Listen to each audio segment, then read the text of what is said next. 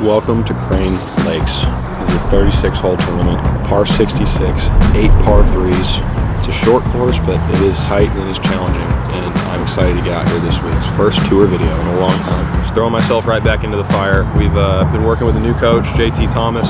He's been helping us out quite a bit. Shout out to JT. And we're gonna see if some of these new changes that we made like 3 or 4 days ago will hold up to tournament pressure. It is 6:17 in the morning, and we're back on the road, baby.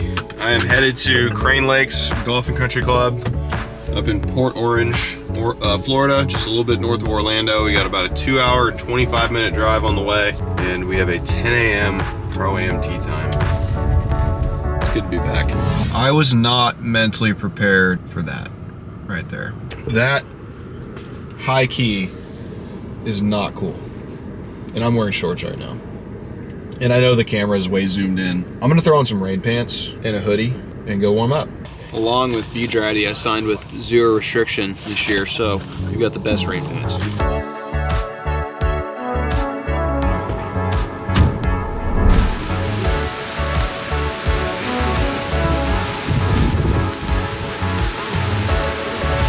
The wind is making it really difficult to hit it through the gate, so I'm shifting in another direction. I'm just focusing on the gate, not focusing on a hole. All right, done working on line. I've hit a number of putts on the mirror, so stroke feels good. I'm gonna go work on speed, and then move on to chipping.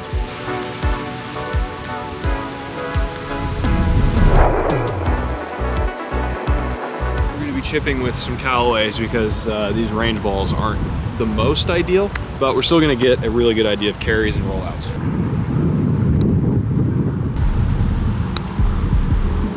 Tour tempo in the headphones. Gonna get an excellent warm-up in.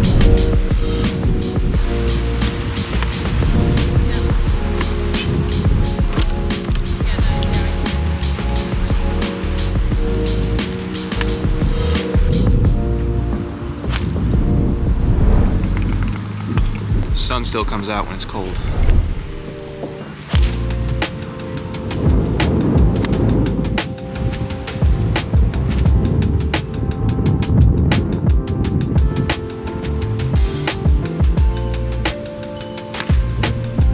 We've made it to hole 13. There's gonna be people surrounding this golf hole making a bunch of noise or just partying? Is it like there's a DJ. Like objective, like trying to make noise? No, Yes. Well, no, it'll be a party.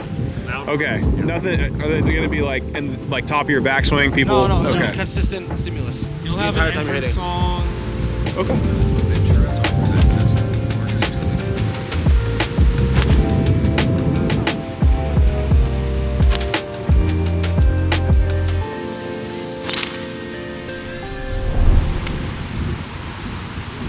Pro-Ams are important because it's essentially just like a practice round. I believe first place in this Pro-Am got just right around $1,000, and I like meeting the people, I like getting the chance to see the course, and I also like the chance to make a little bit of extra money. And that's it for the Pro-Am day. Early tee time tomorrow, so I'm gonna go home and get a nice rest and be ready to get back after it in the morning.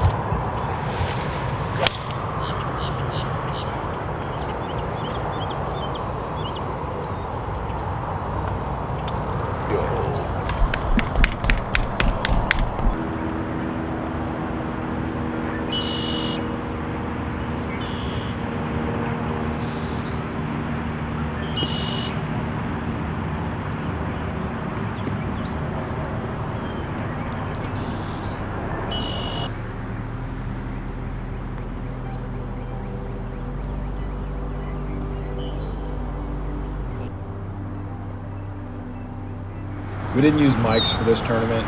We decided to just go shotgun this time and try like talking to the camera between holes. One of the things we realized when we took a step back from the tour is that it's a little bit intrusive to wear a microphone while playing golf with a group of people. And we never got any complaints. We never had anybody say like, hey, can you not wear a mic around me? I think everybody understood that, you know, nothing they said was going to be put in the video. But I do think like the ability to intermingle with the people that you're playing with is inhibited by wearing a microphone. Now, we might bring it back at some point. Who knows? Maybe we'll start doing it again in the future. But I am interested to know what you guys think about just going shotgun mic and like talking between holes and maybe doing voiceovers like this.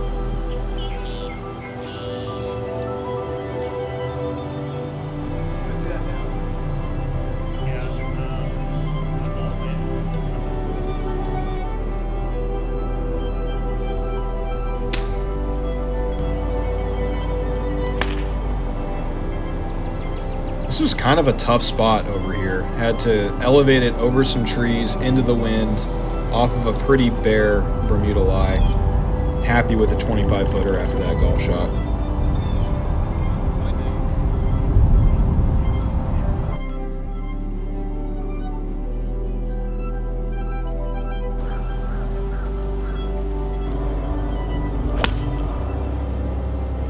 Pin's tucked up against the water on the left here, and I bet you if you watched a small bucket of professional golfers play this hole, maybe 2 of them are going to go left. Most people are going to be hitting it out to the right of that flag just like I did there. There's so many flags tucked up against edges.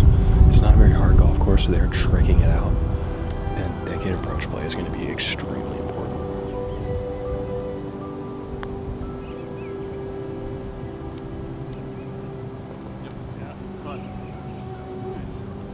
I will confirm your suspicions. If that ball didn't hit the hole, it might have gone in the water. Birdie's a birdie.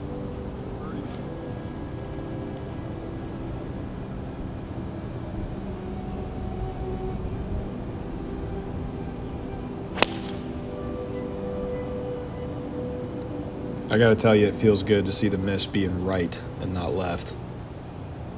You feel that JT and I are working on, it like pretty much guarantees the ball's not going to go left, but does mean the path is moving a lot from out to in compared to where it used to be.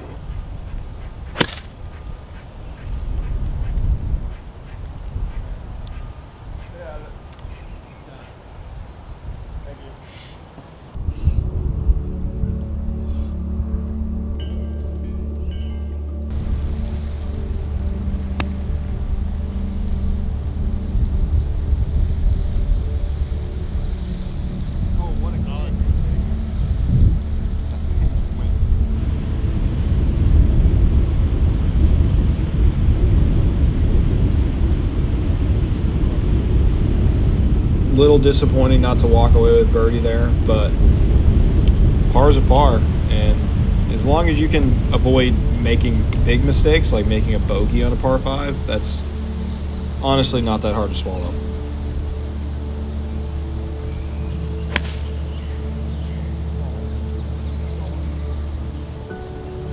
Definitely glad this was downwind because I did not catch that very good.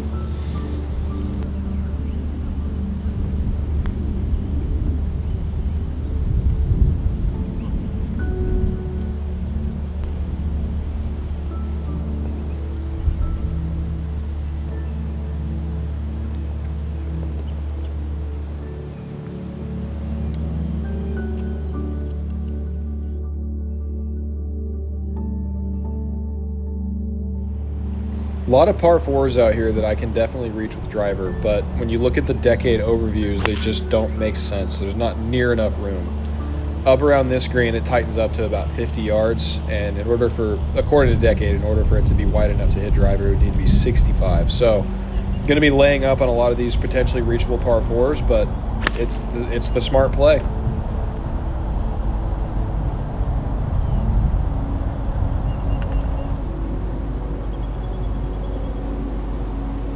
I'd like to give myself a shout out here. That was some soft mitt action.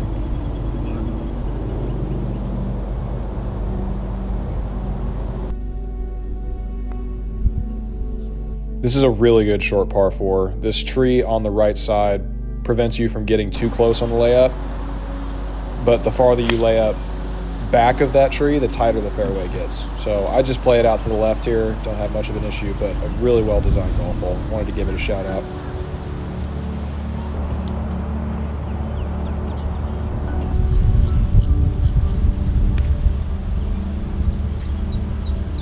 Pretty attackable pin here, but the other great part about this hole is that they put the pin in the front and you just blow it up the left past the tree. It's a really hard shot into that front pin.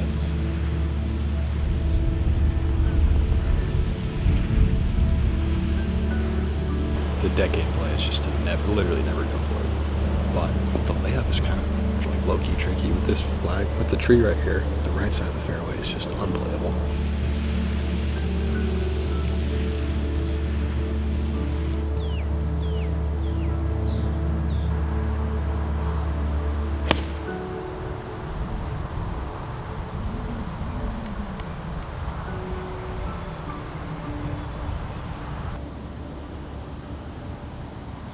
And this is just, one, compiling mistakes, but two, hitting it into the one spot you just can't hit it. Long left here is dead, and I knew that, and I still hit it there, so just a little bit disappointing. I wouldn't be honest if I said that I wasn't frustrated hitting that chip shot, and who knows, maybe that's why I left it 20 feet short, but just a bunch of bad shots in a row, made double. Just try to move on from it, you know?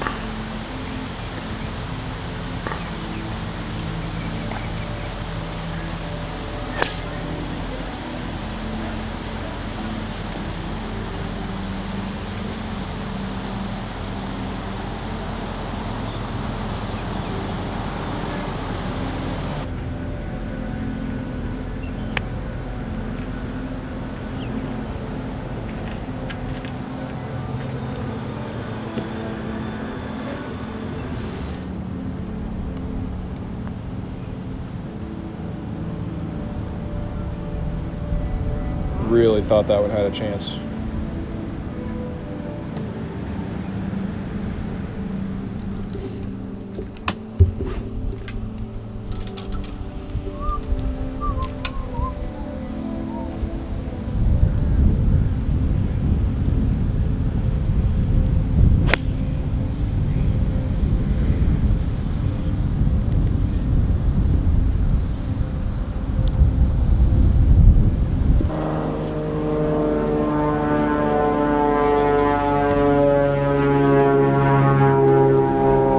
Six iron there, 208. A little bit more downwind than I thought, and it didn't cut, so that added a little bit of distance. That's just bad luck, plain and simple.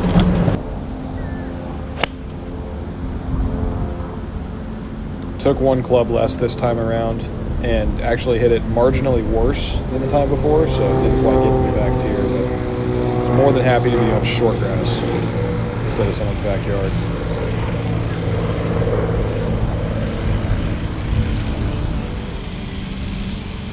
And a solid two putt here. Not a bad double. I mean, 2 5s on par 3s and 3 holes, but only one of them was an actual bad hole. That one did not feel bad.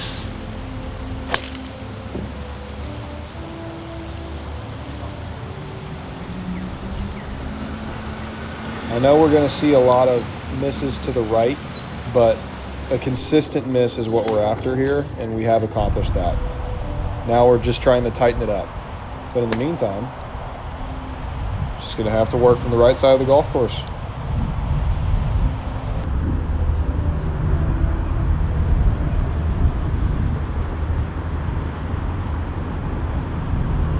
I feel like I'm honestly playing really solid right now. I hit 3 bad shots in a row on 9, but this is a step in the right direction. Alrighty, our next group from Shawnee, we have Ben Patton.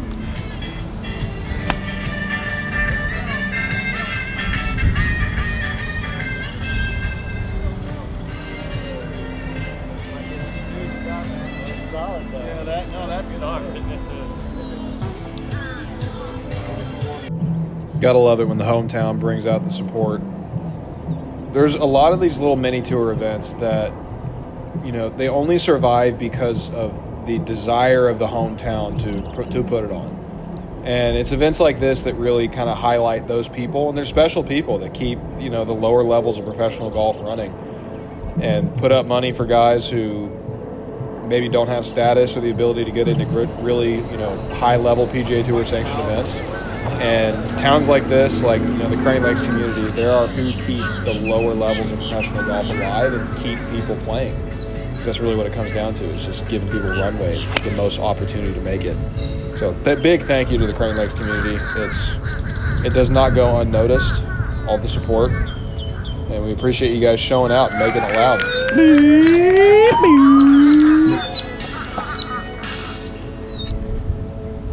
Bombed a 2-iron here. 315 to the water. Came up just short. 65 yards to this green. Firm, fast, downwind, island green. 65 yards. Not exactly what you're looking for, but more than happy to get away with a par on that hole. It's actually the number 1 handicap hole, so things could be worse. The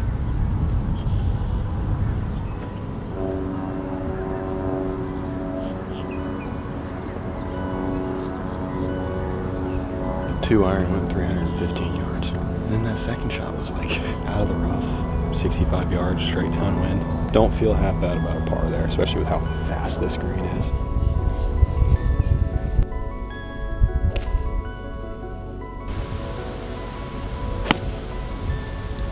I thought this thing was going to be in the hole in the air, and the wind just didn't quite carry it the way we thought.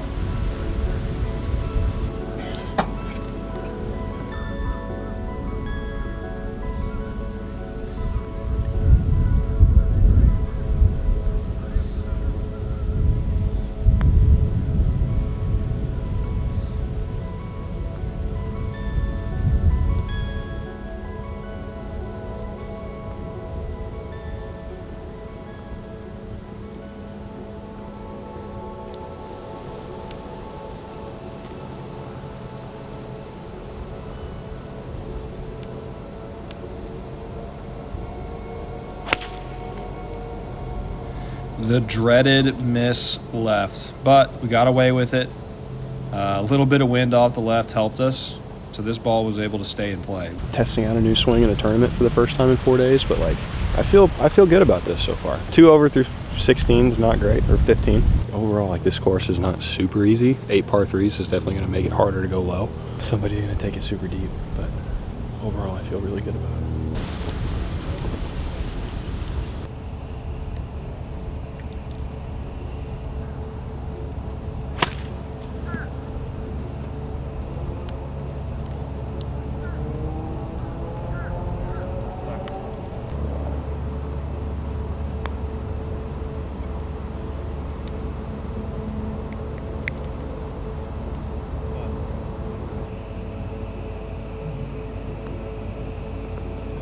Two putting from 52 feet is not as likely as you might think. So if you're 50-some feet out and you run one 5 feet by, don't give yourself that hard of a time. Focus up, try to knock down that 5-footer, because you are gaining strokes on the field.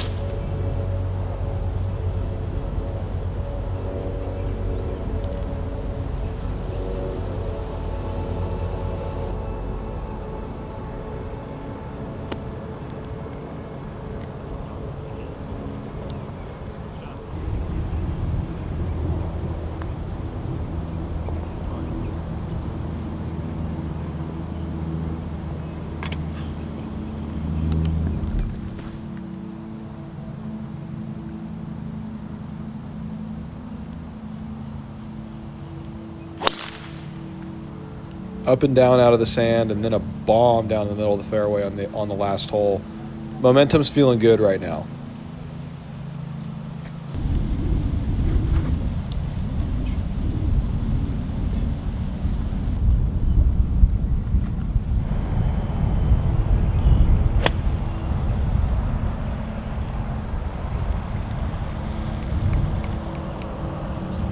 Oh my God. 71. Huh, that's weird. 71, 71, 71. Must be 71. And I hit my shot, shoot it again, 41. But pretty solid opportunity to make a ridiculous up and down.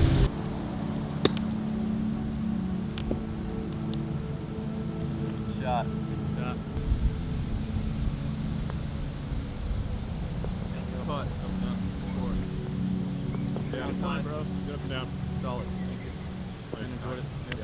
I enjoyed it, man. Good point today. Thank you. All right, 67, par 66, so that was 1 over.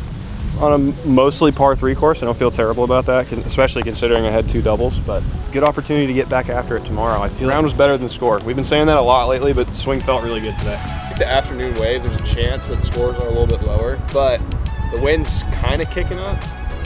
It'll be interesting to see, because it was like, what was it, like 45 when we pegged it this morning? It was like really low-key chilly, high-key chilly even.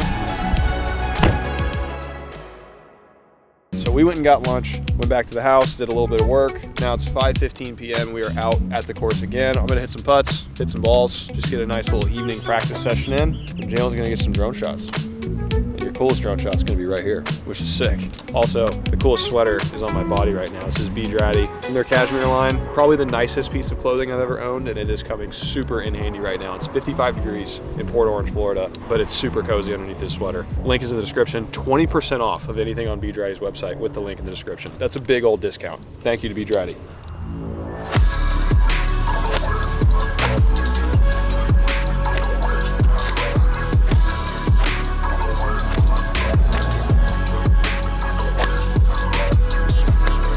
I felt really good about my chipping as of late. For a while, I was chipping with one, like this was my feel right here, holding the right elbow close to the body. And that was kind of how I developed my feel. And I felt like with this, I was able to discover like keeping the face facing the sky for as long as possible. Added in a little bit of steepness when I started following Joe Mayo's stuff. My trail leg stays extended because sometimes I'll have a tendency to like kind of surf the knees through chip shots, almost like I don't let it bend.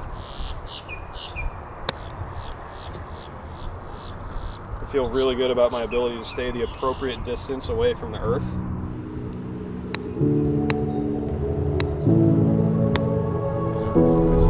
Day 2, tee time is 9:39. We're still in it. Winning's gonna be tough. We'd have to play really lights out. But as far as like posting a tournament that I'm proud of, very much possible today.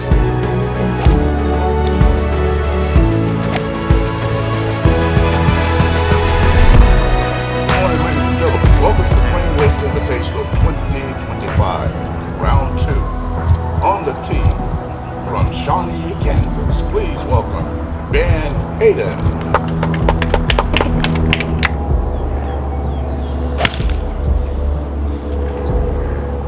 By the way, I want it on the record that that starter came up to me immediately after and said, "I'm sorry that I didn't say Haddon." Actually, no. He said, "I'm saddened that I did not say Haddon," which is just great. Now I know he's never going to forget it.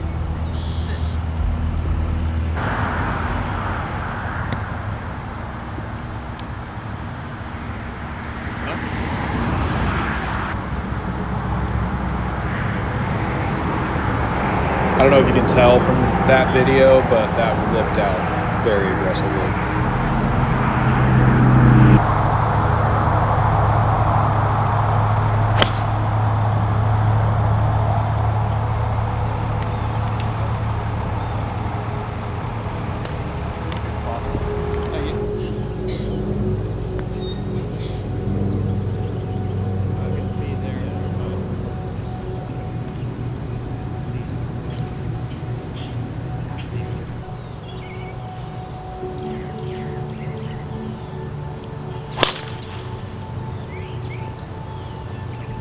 This one, it's hard to tell if it turned left or if it was mostly the wind. I think it was a pretty straight ball, just didn't quite get it to cut, and the wind pushed it into the pine area. Had a shot though. Wasn't a very easy shot, but we had a shot.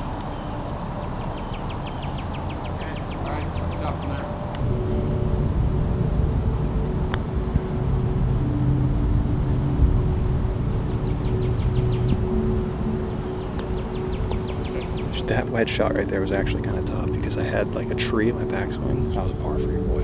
1 over through 3. Start paddling back.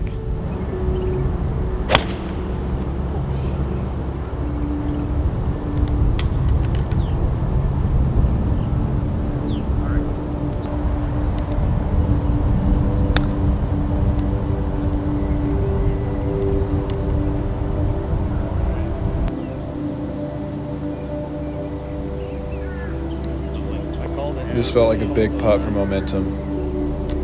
Got the lid off, saved par.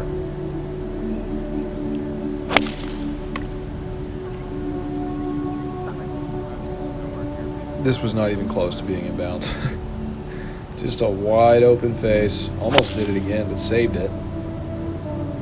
And it seems to be the miss. And as long as we can keep it from going like wide right, I'm fine with it. Because right rough is a whole lot better than a quick left. Right out of bounds is just as bad though.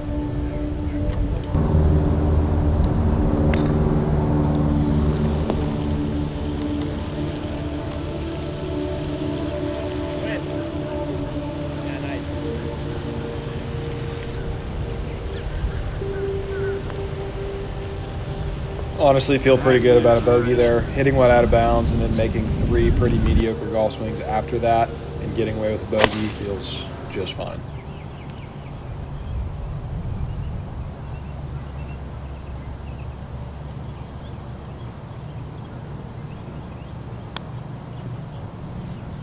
Yes, hit. Enjoy. 20, 30. Very nice.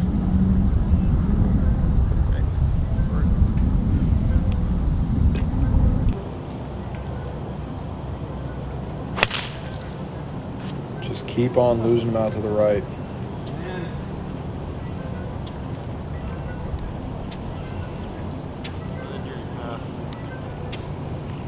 Got a bit of an open face issue, it would appear.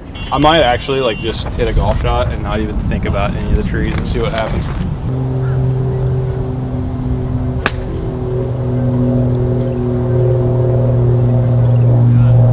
That was kind of, I'm not gonna lie, that was specific.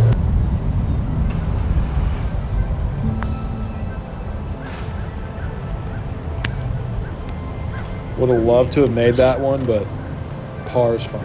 It's definitely been a little bit tougher trying to get that face to shut down. And path is good, swing is good, just face is open.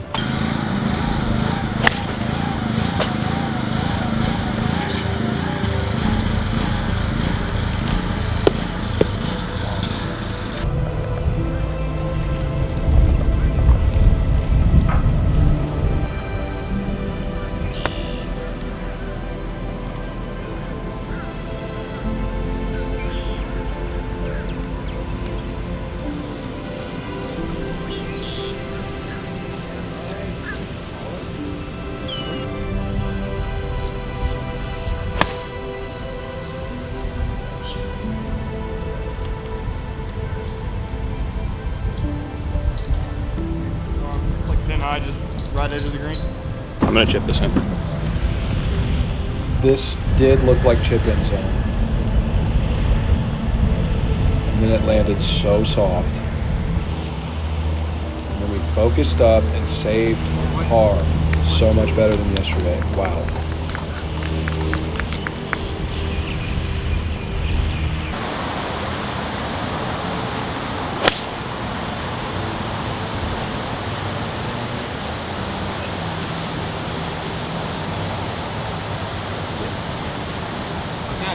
I'd say there's a halfway decent I ripped the face close on that one. So at least we know we can do it at this point. Unfortunately, I don't think it's gonna be.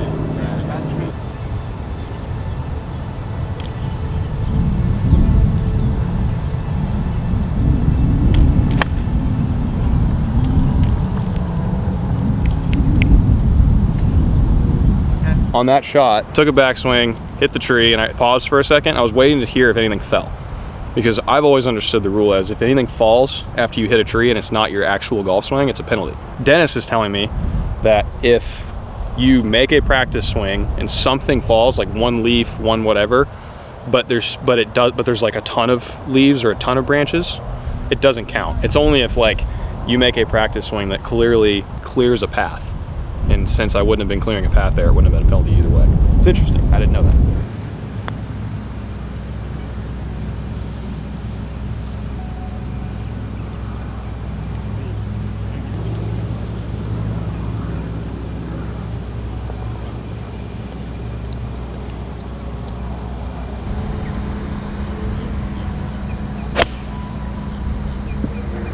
Don't brawl.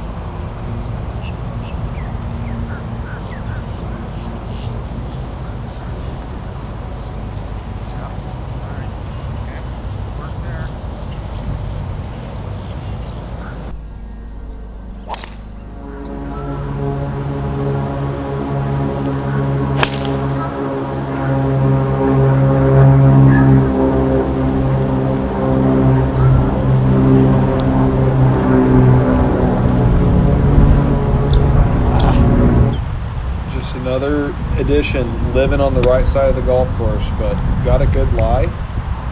Able to get one close to this pin tucked up against the bunker. And by close, I mean about 8 feet. Yeah, Right really good. range.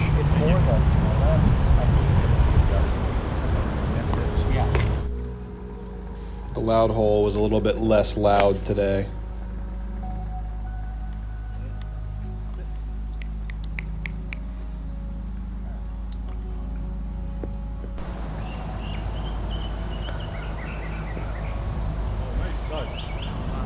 Thank you.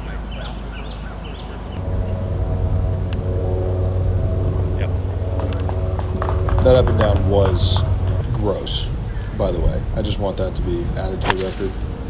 As was this 2-iron, but this 2-iron was gross in a different way. It was gross and not good.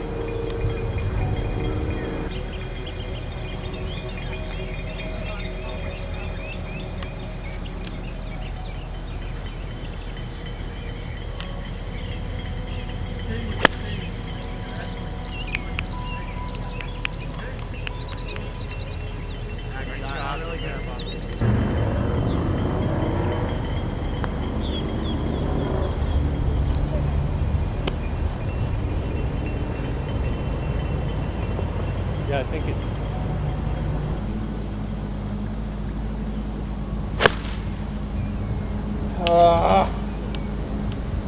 Man.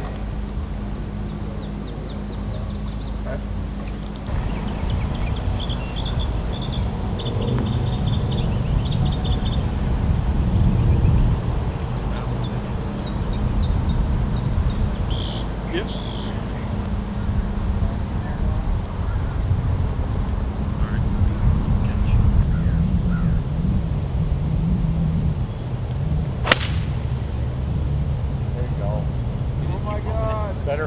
Better face there with the pass. That was nice.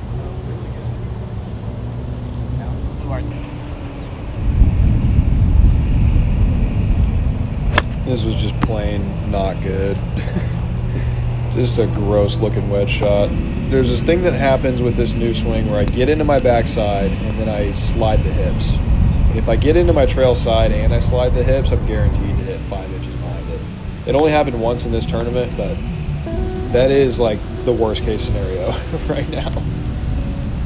And then just a bad chip. This hole, I was 140 out in the middle of the fairway and I just never had a chance of making a par. Like not one time.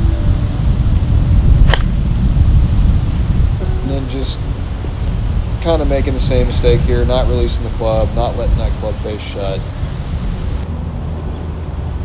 But able to make up for it with some good short game here. Unlike the last hole, that was just, anything would be better than that effort.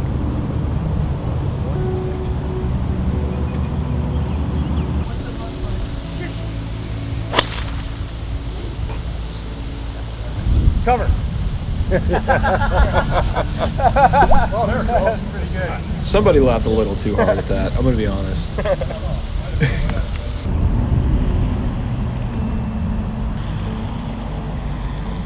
Looks to me like I'm reaching for it there, which is good. That's good to realize. I think I do have a tendency to get a little bit too far away from it, and I think especially late in rounds, it's a tendency of mine.